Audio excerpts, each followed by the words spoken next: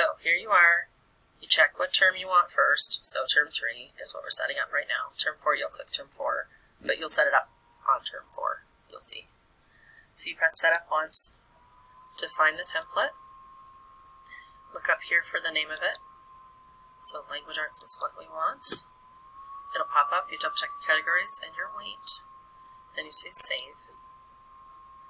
Then it makes you go back into it again. So you just press the language arts button and set up button again to define the citizenship. Up here, citizenship. Double check it's the points you want. Press save. And then you go back for the 3rd time, which is super fun.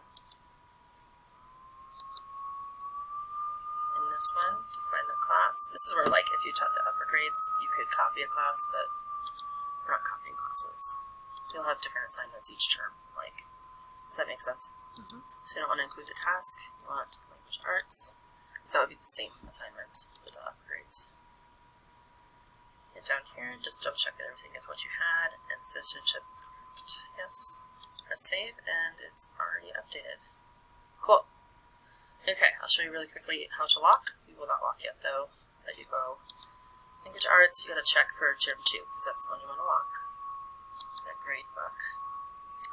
And in this one, you're going to go to grades right here once everything's all put in. But if you want to look at the all category, it'll show you all your categories at the same time. So it's kind of a lot. Okay. You can go to grades, and then you're going to scroll all the way over. Double check you don't have to override anything in here, because sometimes you have to change the citizenship if they're tardy. But you just press this final post all, and it's going to give you lock buttons, and then you press save.